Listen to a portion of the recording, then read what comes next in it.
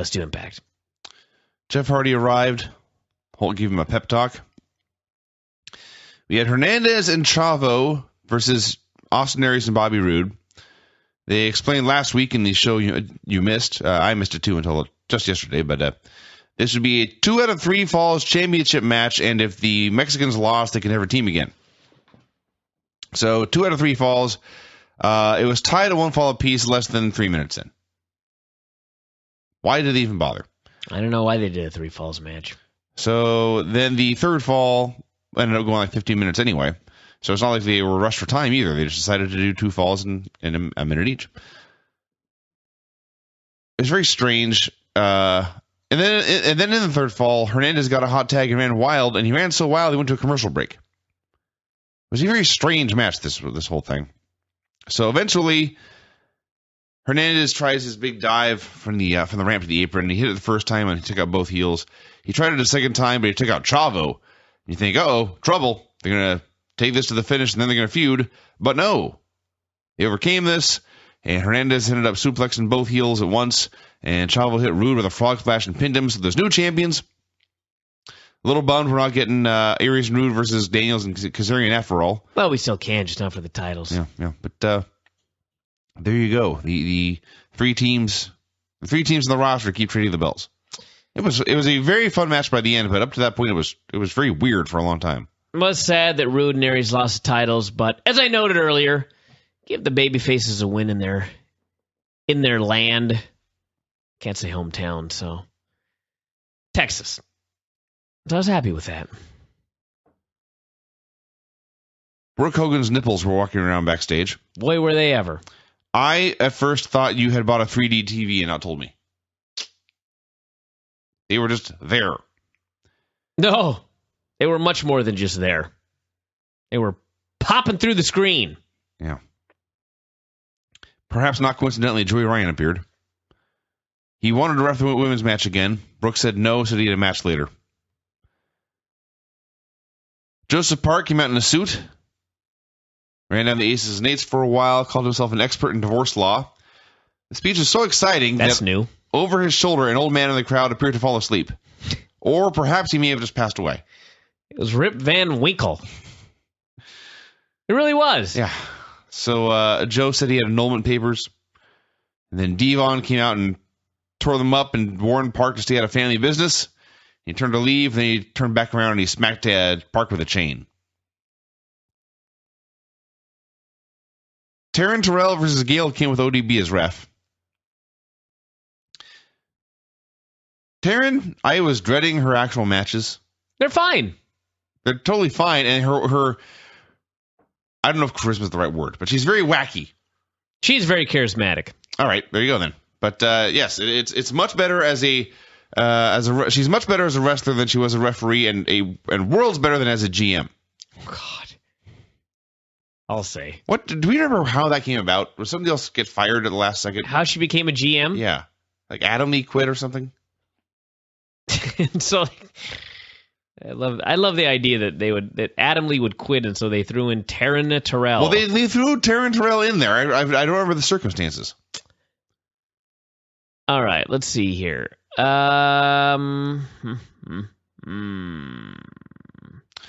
the point of all this is that Gail tried to get the win with a handful of tights like she did last week, but ODB pulled her off. And then Taryn rolled up Gail for the win. All right, here we go. Let's see. ECW General Manager. On the June 10, 2008 episode of ECW, Terrell made her debut under the ring name Tiffany as the on-screen assistant general manager under Theodore Long. That's all it says. Yeah, that sucked. So, Taryn got the win. ODB chased Gail to the back. Christy decides this is a good time to interview Taryn. Taryn said that she wanted to get physical with Gail, and now she wants to know who wants to get physical with her. And as she said this, she slapped Christy Hemme on the ass. Mm-hmm. This sure seemed like a proposition. The gut check judges discussed last week's match. Their analysis was that Magno fell on his head and that Adam Pearce cheated to win. they showed, I didn't see last week's show. So when I saw every single botch they showed of this poor Magno, it's like, you picked him?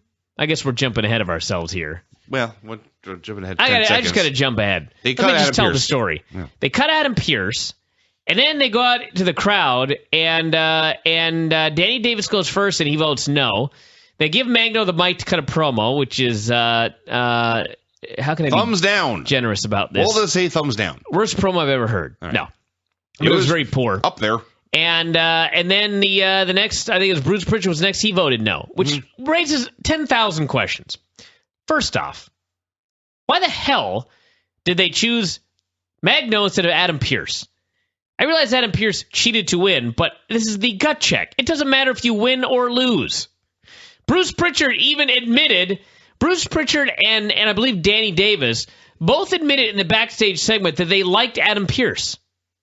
They're the same people that in the ring voted Magno out. So why did they choose Magno over Adam Pearce earlier in the evening? Am I missing something here? Well, there's no guarantee they would have voted for him. They may have given him 2 thumbs down as well. My favorite part of all this was when Danny Davis outright said, you would be a star in OVW, but you're not good enough to make it here. Yeah. He buried his own company. Well, it's developmental. Where the hell were we? Gobsmacked over this decision and gut check. They cut Adam Pearce. Hogan said he was going to address AJ in the ring. By the way, everyone, whatever you do not Google Taryn Terrell and hit images. Distracted? No, of course not. I'm a professional. Don't even come over on this side. I have a computer. All right. Taryn Terrell. Images. Yeah, lovely young lass. 4th over from the top to the left. In the pink? Maybe we're looking at a different thing here. There's many wins here. I, of course, have mine on Safe Search because I'm a professional. I don't think I do, but none of these actually look... Oh, that's not safe. That's not safe. All right. The hell were we? Anderson approached AJ backstage, gave him the Aces and Ace jacket again. They wanted to be on their team. So Hulk goes down in the ring, calls AJ out, wants to know whose side he's on. AJ comes out, still carrying the Aces and Ace jacket. Hulk says, whose side are you on? AJ says, I don't like ultimatums.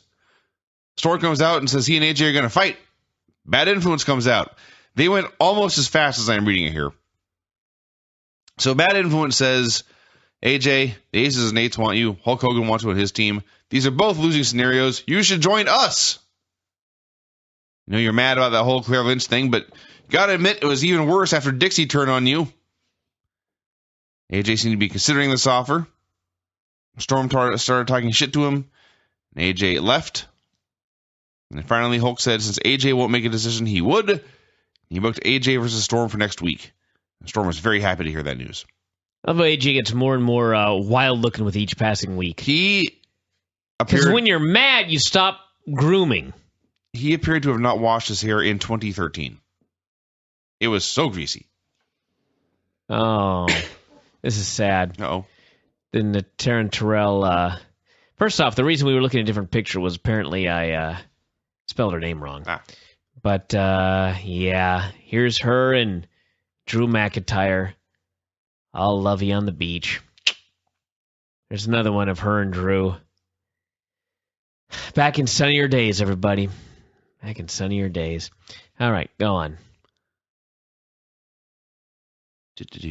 So, yeah, Storm versus AJ next week. Angle's backstage saying he asked for a handicap match against Weston Garrett. It never happened, so I guess it's going to happen next week. Joey Ryan versus Rob Terry. Rob Terry got a fancy new video that makes him look like the Terminator. He squashed Joey Ryan in one of the Fireman's Carry Spinebuster thing. Yep. They aired a commercial for the ShopTNA site. Their newest product is a Dixie Carter doll. Yeah. That looks nothing like Dixie Carter. They augmented her bosom and appeared to have given her biceps. Yeah. I don't know why I found that also funny. And then, talk about asking for trouble.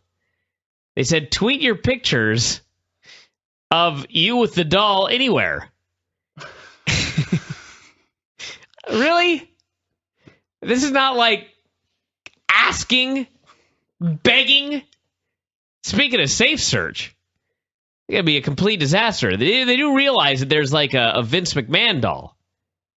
And that now that they've asked for these photos, it's just going to be a cavalcade of a cacophony of. I couldn't think of anything that started with a C. Are you suggesting Vince may be in a bit of a dominant position? I don't know how people will put the dolls, but they're asking for it. They're asking for trouble here. A Dixie Carter doll. Who would buy that? That's an excellent question. I mean, I'm not even just saying that to be like, a jerk. Who would buy a Dixie Carter doll? Like, listen, if somebody made a doll of me, nobody would buy it, nor should they.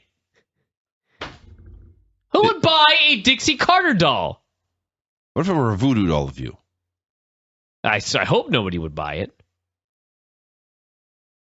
So, yeah.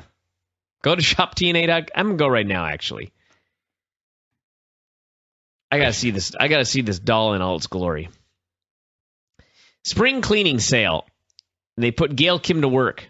There it is. Purchase the TNA President Dixie Carter doll exclusively at ShopTNA.com. You can actually zoom in on the thing.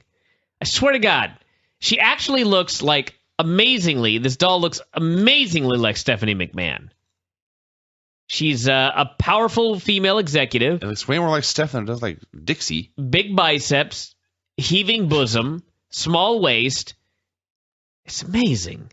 It is absolutely amazing to me. Oh my God, look at the back cover. That's why I'm reading this. Called one of the most influential women in American sports. Who calls her that? Really? Dixie Carter's role as president of TNA Wrestling has helped... I can't read that, it's very small. Something the face of sports entertainment. Dungy? Deny? Oh, change. Oh, change the face of sports entertainment. Can I zoom in anymore? I can't. This zooms out more. Each year, TNA Wrestling produces over 500 hours of programming. That is sent to more than 100 countries and in 14 different languages. Yeah. As president of TNA Wrestling, Dixie Carter oversees all aspects of operations related to the expansion of the Integrated Media Entertainment Company. Carter became president of TNA Wrestling in 2003. Helping secure a domestic primetime television contract between TNA's flagship show, iMPACT Wrestling, and Spike TV. Wow. 1999. What a fun doll to play with. She can negotiate contracts. If I didn't know any better, I would think that someone made this up, but that's a real thing. This does look homemade. That is a real thing. Wow. I'm looking closer at the packaging now. It's a Dixie Carter doll, which to her left and to her right has photos of Dixie Carter. That's true. You got to know who she really is. This is really quite the the ego trip. That is amazing. Hulk told Brooke he wanted her to watch the main event from the luxury box. You want something funny? If you go down below, it says description. Dixie Carter exclusive action figure debut, only available at ShopTNA.com. Buy your exclusive action figure of TNA President Dixie Carter from ShopTNA.com. Then follow at TNA Dixie on Twitter and post a picture of your action figure along with your location and hashtag Where is Dixie. Every picture posted enters for a chance to win an iMPACT Wrestling piece of merchandise, a TNA Heavyweight Championship replica belt, or even a phone call from TNA President Dixie Carter. You reading the comments? Yeah, several positions at your mom. Yeah, so that's Luke James Marshall's, I guess, his location. Oh, Dixie, heart. To which Chico cast the chicks. Music artist at Tough 'em. Tough 'em up. Tough 'em up, I see. So what? That thing they have going, of people taking photos of the Dixie action figure in different cities. To which Luke James Marshall, who came back for more, Luke James Marshall of several positions at Your Mom, yeah, man, you take a photo with it and go in the draw to win a replica belt, merch, or a phone call from Dixie, Smiley Face. Smiley Face. Tuesday at 1:32 a.m. That's a friendly guy. No comments since Tuesday? They just plugged the shit out of this thing tonight. I guess not. Anyway, on top of that, if you go next to description, there is a thing that says details, where you would expect to get details. And it says, and I quote, item number 8-Dixie-UN. Those are the details, everyone. And no reviews. No reviews. However, there are 177 ratings, and the average rating is 4.5 out of 5 stars. That may be more than the Undertaker match got in the Observer. The Dixie Carter doll, by the way, available for the low price of $19.99. I gotta actually go find out if her doll has 86 likes. Yeah. Let's see here. I haven't read it yet. What did Dave give the Undertaker match here? I believe only gave it 4. Undertaker 4. Nope, you gave it 4.5. Okay. You edited the goddamn thing. I edited a lot. Numbskull. 4.5 stars. So the Undertaker versus CM Punk match is in fact of equal quality to the Dixie Carter doll. Yeah. How about that? All right, continue on. Talk about the Rob Terry match. Hulk wanted Brooke to watch the main event from the luxury box. She said no. She had to be there when Bully Ray lost. Hulk said fine. Morgan arrived, said this is all more Hogan's mistakes, and they were all going to come crashing down around him. So does Matt Morgan, is he still a wrestler? I don't know. Does he fly himself around the country just to give Hulk a hard time? I'm sure. I guess so. I was going to say he lived in Orlando, but they're out of there. Yeah. Magno appeared before the gut check judges. We talked about this, but yeah. Davis said, you could be a star for my company, but not here. I vote no. Magno cut an indie show promo, a Mexican indie show promo, partly in Spanish, about how he wanted to be a star. And then Bruce Pritchard took a very, very long time to say no. Al never even talked. He just stood there in his jacket. That was it. Magno, by the way, took this. He knew it was coming. Didn't really care. Shook their hands, left. Aces and Nates gave Bully an awesome prep talk backstage. He made them promise not to interfere in his match. He wanted to beat Jeff and humiliate Hogan by himself. It's time for the main event. Had a hell of a match. It was a hell of a match between Jeff Hardy and Bully Ray in a Full Metal Mayhem, which is their way of saying TLC, as Jeff Hardy attempted to kill himself for our entertainment. I realize this is somewhat based on selfishness on my part, but this TNA only doing 4 pay-per-views a year is such an improvement. Where instead of doing a pay-per-view that nobody's going to buy, you build up to one big mega TV show a month, and you have an awesome match like this, and then you just kind of move on to the next one. Yeah. And it leads to better television. It'll lead to, hopefully it'll lead to pay-per-views that people care a little bit more about. And I think it's a positive all around. And if the pay-per-views are really doing as bad as it seems, then they're probably not losing nearly as much money. So it is a win-win-win-win-win-win-win. Good work, TNA. Also winning is Jeff Hardy's chiropractor. Killed himself here. And the first one was actually the worst of all. He got that ramp going down to the ring. And Jeff charged Bully Ray. And Bully Ray gave him a backdrop. And they did his backdrop exactly the way you do it if you wanted to launch him high in the ring and have him come down in the ring. Except he launched him high into the air and he came down on the ramp. Yeah. And the ramp has no give. And Jeff bounced like a foot in the air. That is so brutal. Yeah. That is so bad for you. Don't ever do this, anyone. Ever. I mean, there was 3 or 4 other spots that were pretty insane, but that none of them could top that one.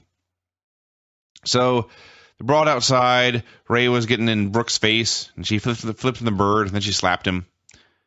And they tried to get Ray on a table, but it broke. So Jeff went up to the stage, got another one, brought it back, and this time Ray stretched across the table in the phoniest and most gentle manner possible.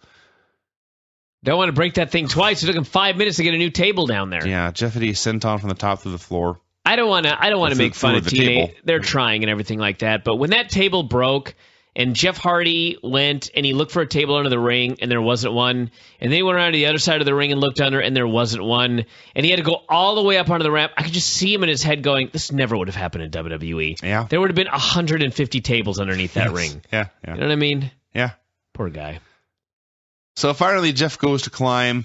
Taz passes Bully Ray a hammer, and Ray meets Jeff at the top of the ladder, hits him in the head with a hammer, and Jeff falls off through a table, and Ray grabs the belt, so he wins.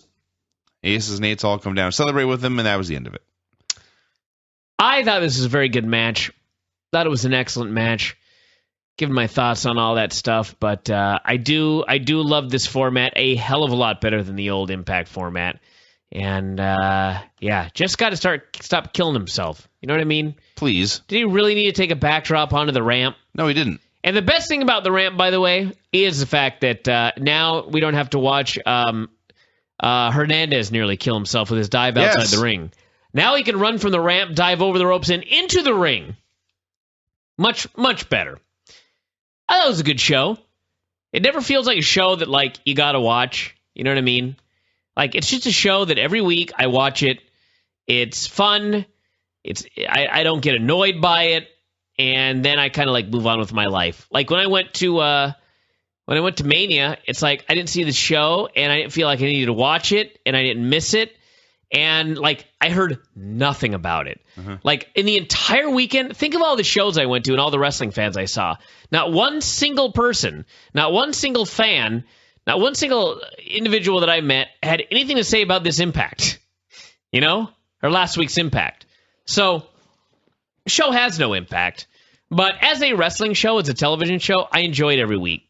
So, I don't know what any of this means, but it certainly is better than when I hated it every single solitary week because it sucked. Absolutely, yeah. TNA Impact Wrestling. I had to open the file again. There was not very much good on the show. I should report some good news, by the way. For those of you that listened to the Todd show today and heard him raving about Bob Holly's book, I'm going to be reading Bob Holly's book, and I have already put in motion plans to interview Bob Holly on the show. So I am very, very excited about that. So that's some good news, I guess. Go on. All right, they had a nice graphic dedicated to the people of Boston, the victims of the bombings. So they showed the finish of the ladder match from last week's show, and Bully Ray hit Jeff Hardy with a hammer, and Jeff fell off through a table.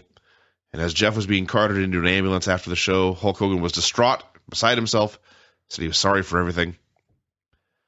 Devon, in the first of about 20,000 backstage skits, Devon approached Wes and Garrett backstage about their handicap match with Kurt Angle.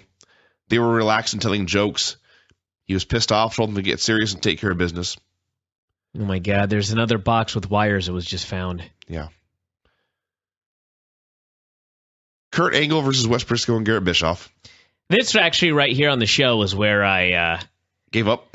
Well, I didn't give up, but like I've been a big fan of Impact lately, and they did have a couple of good segments on the show, but I don't know what happened. I guess probably because I went to New York and missed a week of Impact. Maybe that's what happened. But I was just like, hold on a second.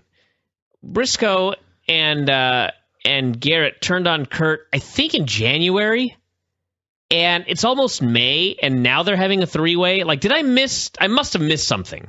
Because this just seemed like it just came out of nowhere. Last week, Kurt demanded a match with both of them. But why?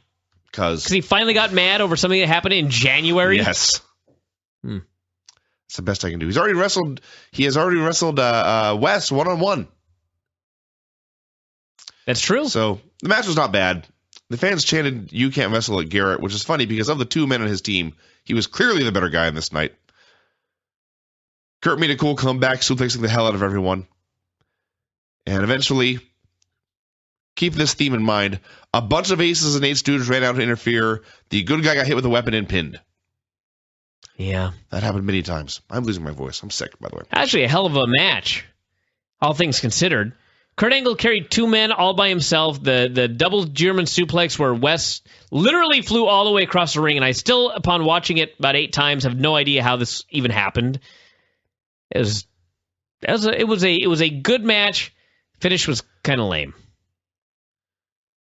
So they beat up Kurt some more, and Mr. Anderson, who has a terrible new haircut, cut a very annoying promo raining down all the guys they'd beaten up and wishing AJ luck later.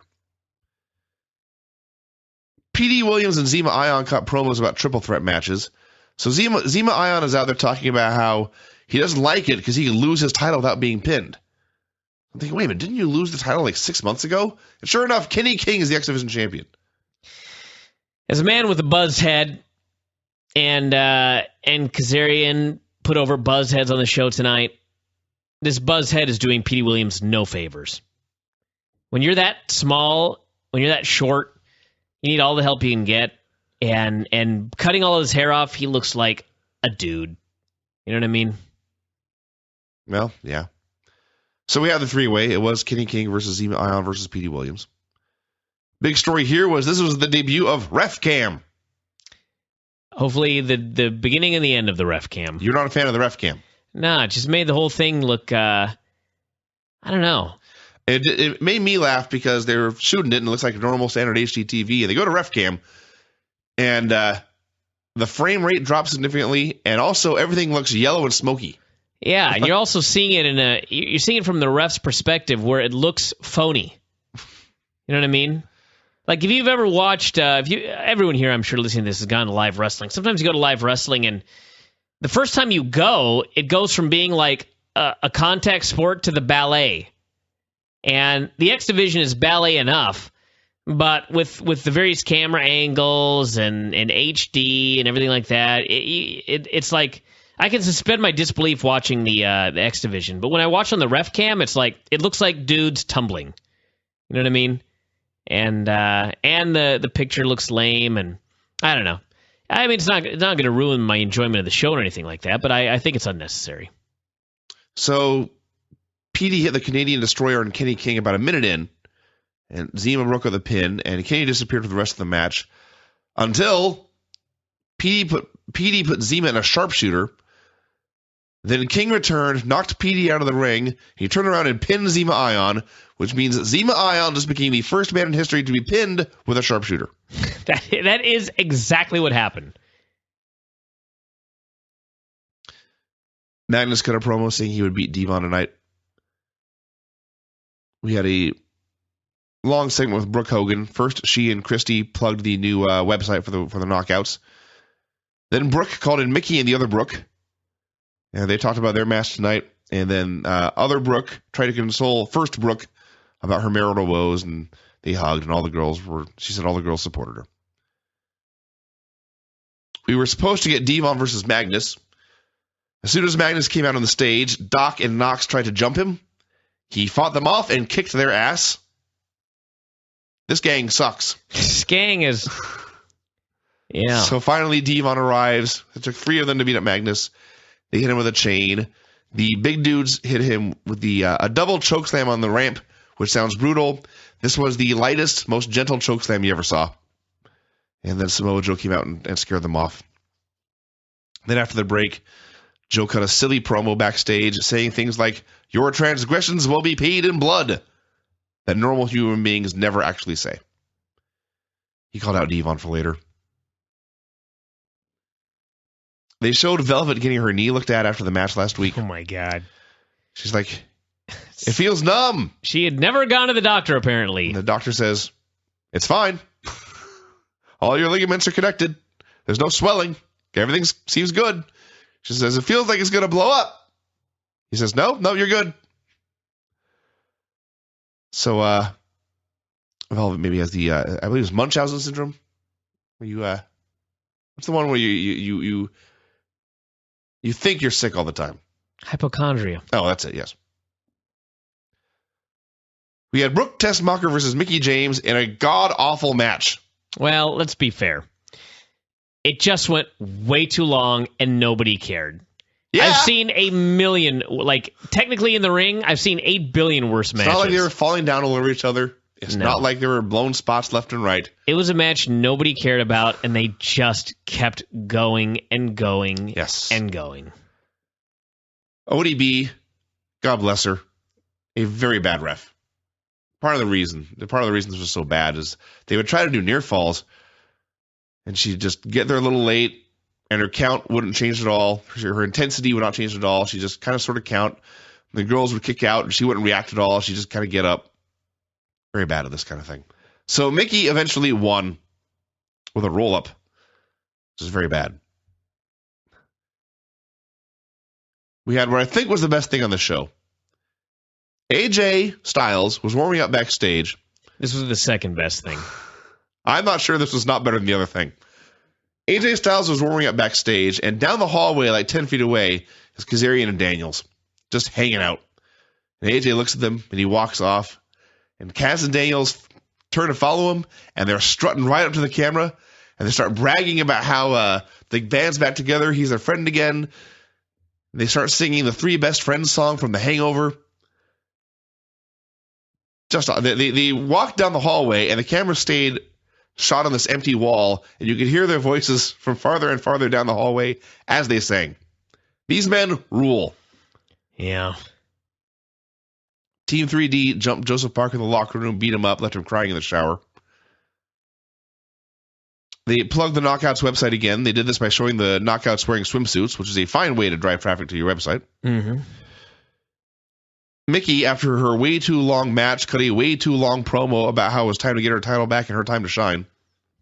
I love when they announce it, I've had a horrible year and a half. Seems to happen a lot in TNA with various It does guys. actually, doesn't it? We had... Distracted by what's going on? I was just checking. I don't know nothing to add. Nothing new at the moment. The commissioner has confirmed what we've already said. I do love there's a press conference in the middle of the manhunt. Yeah, well, yeah. So much bad information now that they have to go out of their way to try and correct it. All right. Storm cut a promo backstage, said he would beat AJ. The other best thing on the show happened. It also had bad influence. Sometimes you'll get like John Cena, who'll have a wide variety of different t-shirts. Bad influence, it appears they have one t-shirt, but it's available in a multitude of colors. So they came out wearing all three of them. They promised a bad influence movie, including Morgan Freeman playing the part of Dixie Carter. They bragged about AJ joining them. They started talking about Chavo and Hernandez. They vowed to get their titles back. Roode and Aries finally interrupted, said that they were doing a rematch. They would be getting the shot first. Daniels replied that Roode was Canadian, therefore his opinion was only worth 3/4 that of an American. Aries started talking. He made some gay jokes about Kaz and Daniels. My voice is sad. So Aries makes these gay jokes, and Kaz replies, quote, tee-hee, giggle, giggle. Yeah. He then called Aries a dirty vegan. A dirty vegan, which led to meat-eating jokes. Yes. Suggesting blowjobs. So finally, the two teams are squaring off, and they're shouting at each other. It looks like there's going to be violence. And Bad Influence throws up their hands, and they back down and they back away. I need to get some water, or I'm going to die. Let me get through this. So the Bad Influence backs away, and Roode and Aries are celebrating. What they don't know is that Chavo and Hernandez have entered the ring behind them. They turn around, and the champions kick their ass. And Chavo holds up the belt and says, "This proves we are best." And that was it. This was a great segment. I'm going to get some water. All righty.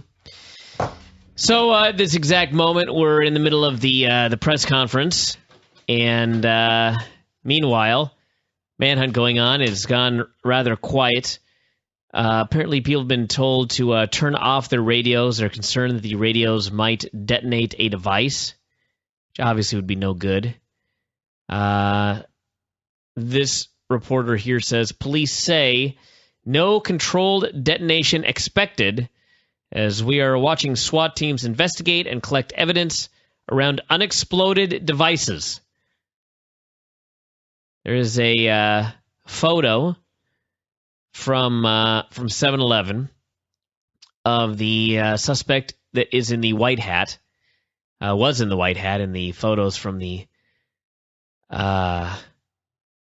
Boston bombing. He is now in a hooded sweatshirt. Hooded sweatshirt, no sunglasses, just exposing his face to the world on this on this camera.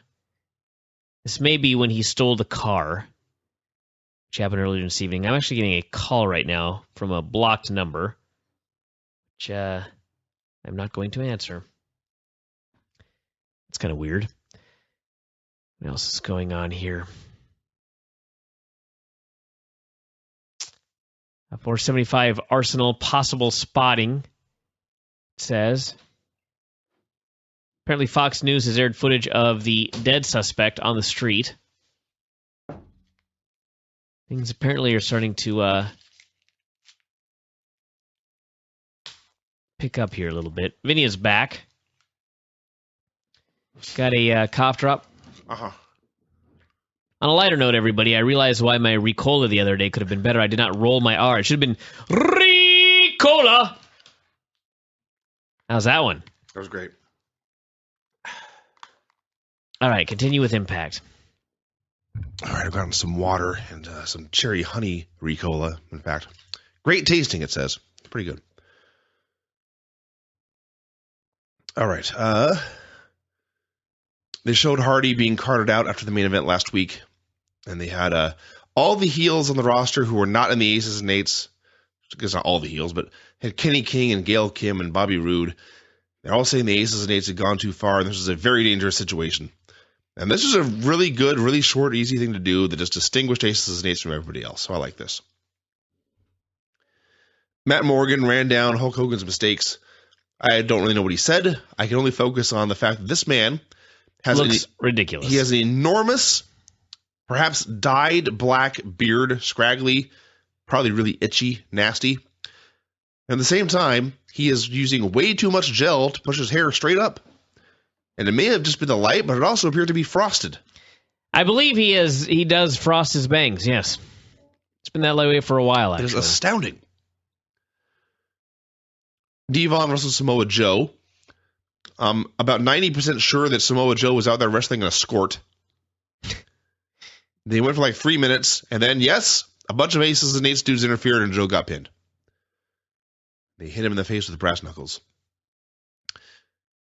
Main event was James Storm versus homeless AJ Styles. It was good. It was nothing you haven't seen 100 times. There was one great spot where every match AJ has ever done for the past decade, at some point, you know he's going to do a leapfrog, a drop down, and a drop kick. Yes. So at this point, he's had his life destroyed, and he's on, I guess, a comeback trail. So he does the leapfrog, he does the drop down, and then when Storm is running at him, he drops back down and just trips him. Awesome. Seriously, that is awesome. Bad Influence came out to watch AJ and cheer him on. He just sneered at them.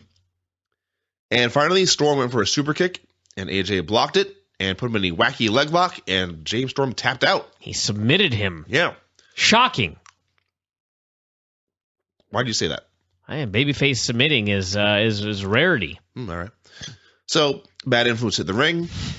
They raised AJ's hands. He smiled at them for a minute and then knocked them out with a series of kicks. And then he and Storm had a stare down. And then the Aces and Eights came out, and AJ just walked away. And they beat up Storm. And then Billy Ray cut a promo saying all the heroes are gone and dead. It was all Hogan's fault. He's going to call Hogan on next week. He kicked Storm. Said all the heroes were dead again. He's going to call Hogan out again. Went on and on, repeating himself. And finally, mercifully, the show went off the air.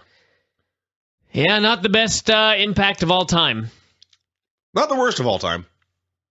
But the worst one in the last 2-3 months. Yeah.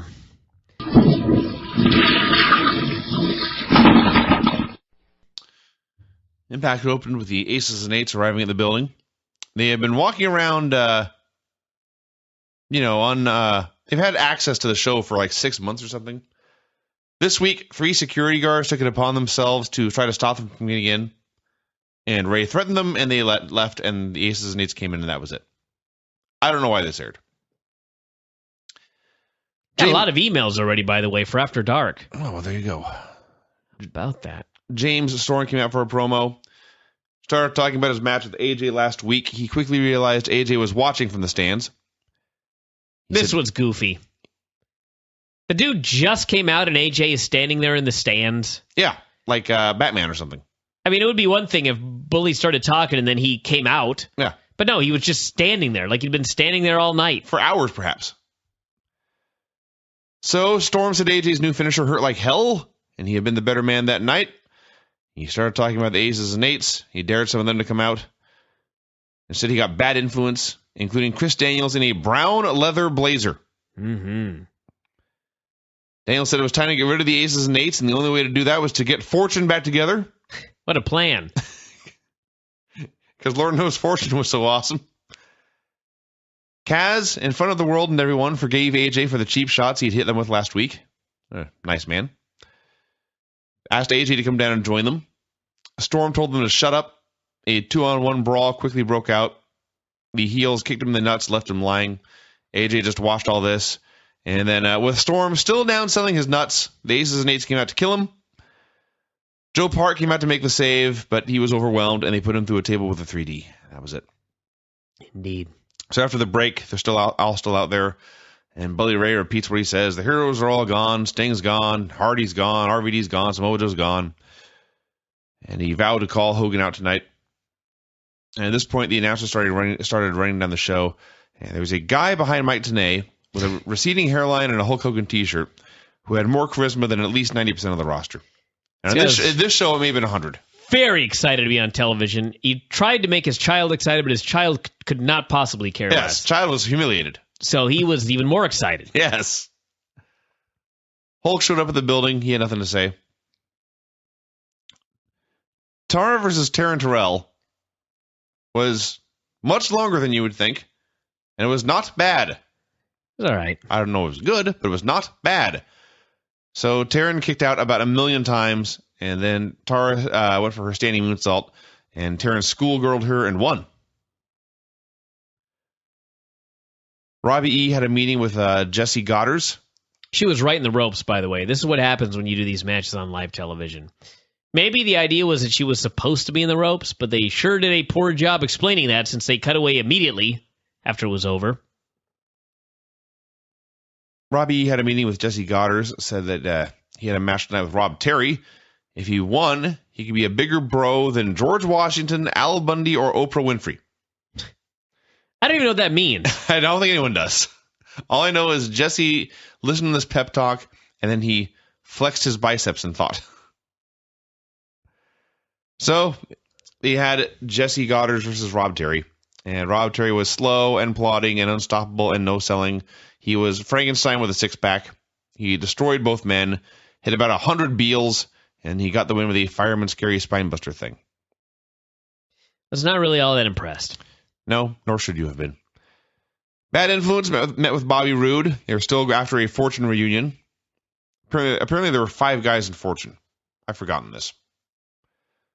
But they said if they could get Roode to stand by them, then they were sure AJ would follow soon after.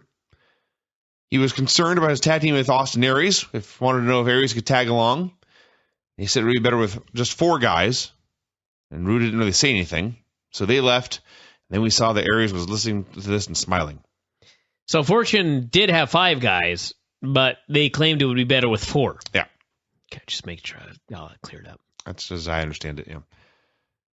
They showed Jeff Hardy losing to Bully Ray in the ladder match, said he was considering retirement. We had a big video package hyping Chris Sabin's return from not 1, but 2 torn ACLs. Yeah. This poor fucker.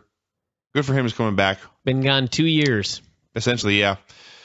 He's also grown his hair out like Uriah Faber. This was good stuff, and I'm glad they did something for his return rather than just throwing him out there in a random X match.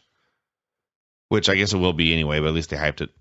Actually, if this show is taped, should already be results of the Impact tapings, right? Or no, I think they taped. Did they tape Impact the same spoilers night? for next week's show. Hold on a second, everybody. Spoilers coming. Okay, this is interesting for another reason. But we'll get to that later.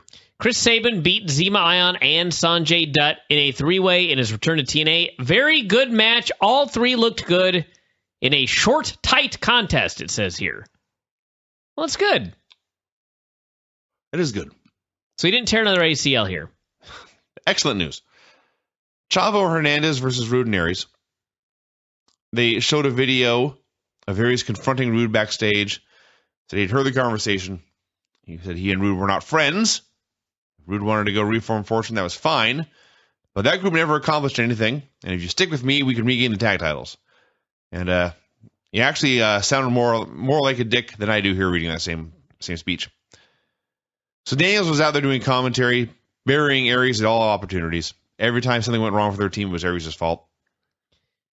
This goddamn match. Well, yeah. Todd Keneley, everybody. It's really just the one guy, just the one announcer. I realize that we all make mistakes. And it's not like I've never made mistakes on this show. In fact, I usually make numerous mistakes on every show.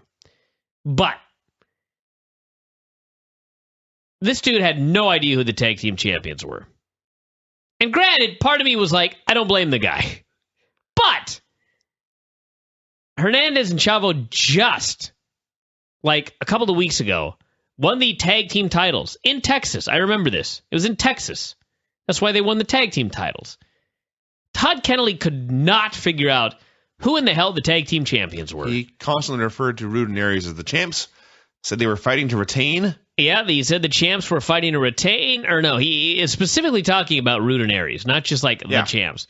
Roode and Aries are getting the heat, and he's like, this is what the champs do best. Slow down the pace. And I was like, homie, they ain't the champs. The other team came out with the belts, by the way. There's also a clue. Somebody, Chavo and Hernandez came out with the championship belts. Apparently he was not even watching his own monitor. Apparently somebody must have said something in his ear, because when the bell rang to end the match, he knew who the tag champs were at that point. But this was infuriating. Rarely these days, as a calm married man, rarely do I scream at my TV, but I was screaming at the TV here. I could not get over this. So they did the spot of the year where Hernandez, he does his running dive from the ramp into the ring. Usually he takes out both guys. This time he did the running dive, and the two guys parted like the Red Sea. Yes. And Hernandez splattered on his face in the middle of the ring. This poor guy. I laughed and laughed. He was not killed. Made a big comeback. That was actually quite great. And then Chavo got a hot tag and ran wild. And Bad Influence tried to interfere, but it backfired. And in the end, Chavo pinned Roode with a frog splash. So the heel teams are going to feud. I don't know what the tag champs are going to do. We got a quick Morgan promo backstage. He said if Hulk went out to face Billy Ray, it would be his biggest mistake yet. And then after the break, Morgan was in the ring for a promo. Oh, dear God. The first part of this was no good. Like recapping the entire history of Aces and Eights in as long and boring a manner as possible. Nobody gave a shit about Matt Morgan. No. So he called Hogan out. Hulk obliged. And then Matt's promo got much better. He started explaining that all the other heroes were gone. You need me more than ever. I'm your 7-foot white knight. No one's better equipped to fight these guys. No one wants to fight them more. If you put me in this match, I will kick Billy Ray's head off and into the stands. But he would only do this if Hulk made him a number one contender and gave him a title shot at Slammiversary. Hulk said that he had always hoped Morgan would come around and step up and lead the charge, but now he was doing it for the wrong reasons. He was still being selfish. He said giving in to Morgan and giving in his demands would be the biggest mistake of all. So he's going to go out later and take what Billy Ray had to give by himself. He called Morgan a whiny little bitch. You want to know what happens next week? Not really.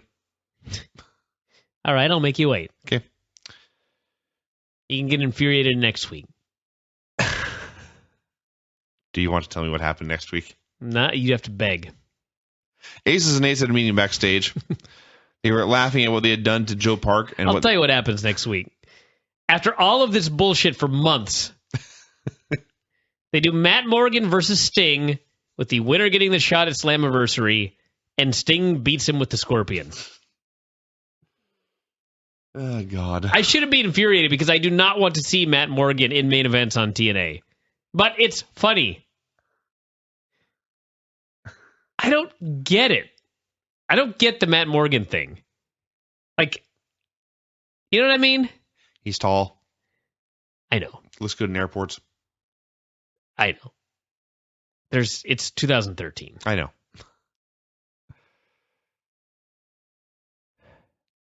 Aces and Eights had a meeting backstage.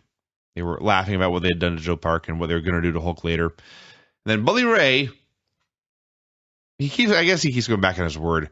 But this is like the second or third time where he asked the guys to stay in the back so he could fight on his own. And I guess in the end, he always gets a hammer from Taz, or in this case, the whole gang came out. But it's just so, I don't know. He's the heel, and he's talking about fighting his own battles. Even though he's lying, it's still stupid. So, earlier, as you noted, they've already taped next week's show, including an X Division match. So they put up voting here, and actually now I have no idea what's going on. Because I could have sworn they said that you could vote for which X Division guy would get a shot next week. They explained that Chris Sabin was already in the match. And the guys you could vote for were Rashad Cameron, Rockstar Spud, or Suicide. And none of those guys were in that match, so I have no idea what you're voting for here. Maybe it's on a different week. I guess. I don't know. But what a bunch of choices. Rashad Cameron, who's been in like one match the past years, maybe ever. Rockstar Spud, who we've never seen wrestle, and Suicide, who has not been on TV for a year.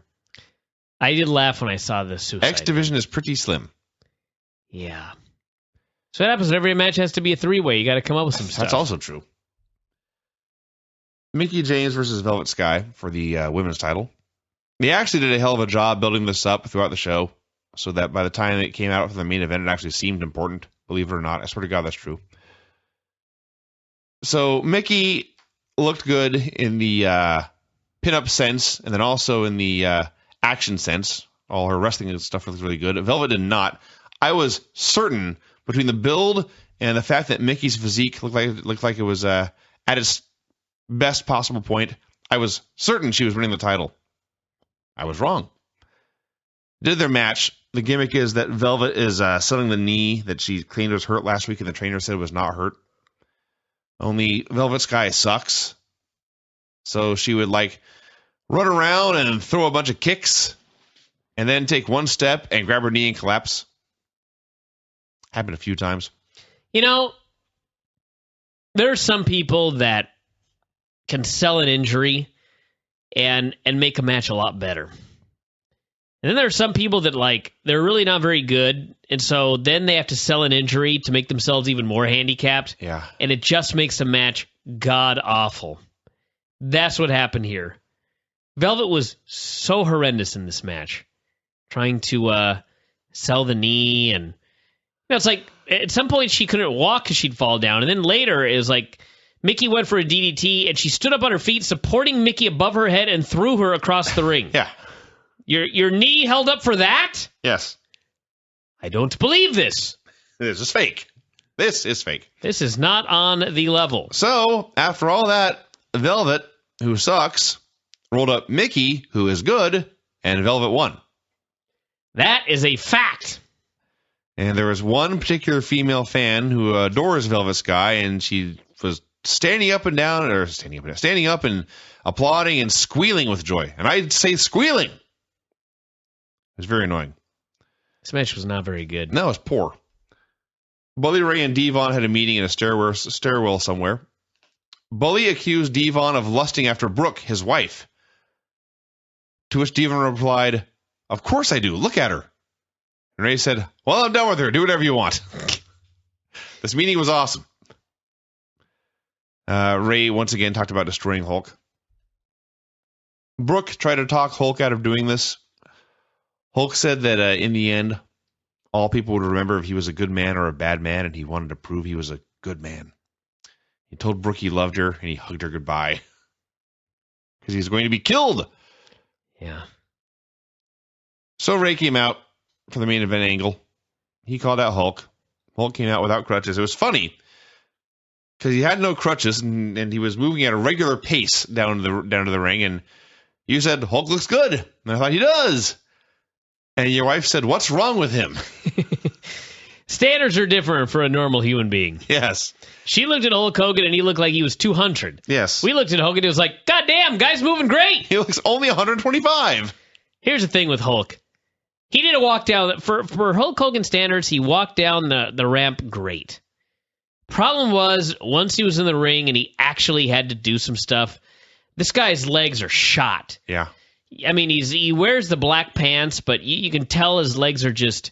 I mean, he kept adjusting his trousers, so I think that like his pants. I think he's lost so much muscle mass in his lower body that like his trousers are fitting funny now. Yeah, like he's lost his ass and his legs, so his pants kind of fall down a little bit, and he just looks so skinny, and he can't do legs. He just got a knee replaced, I'm sure, and. There's no way he's doing squats. There's no way he's doing deadlifts. Jesus Christ. Best he can do probably are maybe I don't even know if he can do leg extensions or leg curls because of his knee. So he's got these kind of like Great Khali, these spindly legs that you cover up, and then this big upper body, which at his age is just way too big. Especially with all of his injuries. And he throws a couple of punches, but you can just tell, like, everything he does, he's unsteady. Yeah. Just standing there. And you just watch it, it's like, okay. Down the road, no matter what they say, it looks like it's leading towards Bully Ray versus Hulk Hogan. This is such a bad idea. That's an impossible thing to do. Maybe you could do some sort of tag match, but even then, it's like, honest to God, literally the only thing that Hogan can do is stand still and throw a fist. How do you do a match? What, he does some back rakes and then he kind of just lays down on the mat while someone stomps on him? I mean, it's a terrible idea. Maybe he won't wrestle. Maybe I am wrong. Maybe in fact they have no plans for him to wrestle. But if that's the case, then this booking leaves a lot to be desired because all you're doing is leading the fans to want to see Hulk Hogan wrestle. And I don't know if a substitution is going to please them. So, we'll see. Now, all that being said, his acting in here was actually really great. He had a stare down with Bully. Bully talked about seeing fear in Hulk's eyes. Said he was the same as young Hulk was, and that's why Hulk was so afraid. Finally, Hulk declared the Hulkamania would never die. And then Bully made a move, and Hulk flinched. And Hulk, upon flinching and knowing and realizing that in front of the world he would revealed himself to be a washed up, weak, crippled old man, he was so sad. And he hung his head. And he put his hand to his forehead. And he knew that he'd exposed his weakness. And Bully laughed at him. I think we saw this completely differently. Bully spit on him. No, I didn't see that. Yeah, I don't think it was a flinch, but that was a hell of a story you told right there. An amazing story, in fact. Yeah. He should be writing. What happened was Bully spit on him right in the face. That made him mad. Oh, that's not nearly as good. Yeah. Hulk was wiping the spit out of his eyes then. Fuck, I liked it much better my way. Well, let's just go back and pretend I never said anything. Tell your story. Hulk's got his hand to his eyes, and he's grabbing the ropes, and Ray turns his back to him, and he's laughing at the old man and pointing at him and having a grand old time. Then Hulk fires up. This all is true, everybody, this part. He can take no more. He tears off his T-shirt. Place is going nuts. He turns to Bully Ray, and he does the finger point and goes, "You!" And Ray just looks at him blankly and points back and says, "You!" And at that point, I thought Ray was going to become the first guy ever to just no-sell the Hulk up and beat him down and be the ultimate heel. What a fool I am. A complete fool I am. Ray threw a punch. Hulk blocked it. Happened a few other times. He whipped Ray into the ropes. Ray ran away. He cannot fight the 60-year-old man coming off hip surgery. So his gang came out to fight for him. They all surrounded the ring. The lights went out. And they came back. Sting was in the ring. He had his bat up to Hogan's chest. This made Bully Ray giddy with joy that Sting had apparently gone to his side and he was going to kill Hulk. But then Sting turned around and he pointed the bat at Ray. Ray, in one motion, turned his back and fled, but also ordered his men to attack. That was awesome. So Sting and Hulk cleared the ring, but then Sting turned to Hulk and put his bat in his chest again and finally backed away, but they are still not friends. That was the show. Now,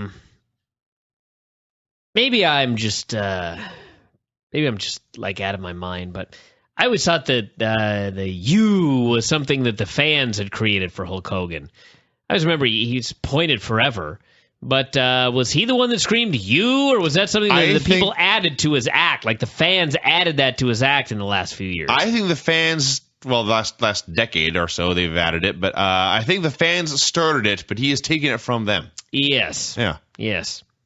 Which, by the way, just makes the whole thing even more comical. So, a man hits his finisher on Hulk. Yeah. And Hogan kicks out, shakes his head, and began stomping in a circle. And then the guy throws one more punch in his face, and he proceeds to stop and point his finger right at them and say, "You!" Yes. As in, me? That's what the villain should say. Me? I don't even understand this comeback. Why is he pointing at them? Why is he alerting them that they are themselves? Am I missing something? You're going to question the most popular and beloved comeback of all time. Not all these fans here. You're the one in trouble, buddy. I'm going to start doing that. I'm going to start doing that when people, maybe on the show, when next time Todd challenges me on something, I'm just going to go, "You," and point forwards. That's what I'm going to do. I already shake my head. No one can see that, though. Someday we should go and break down all these comebacks. The Hogan comeback is it's got a special place in my heart with the finger point of doom. Especially when he points at Ric Flair and he says, "You!" And it's like Ric Flair realizes, "Me? Shit!" Well, Flair was the best at it, and he shakes his head and takes a bump. Yeah.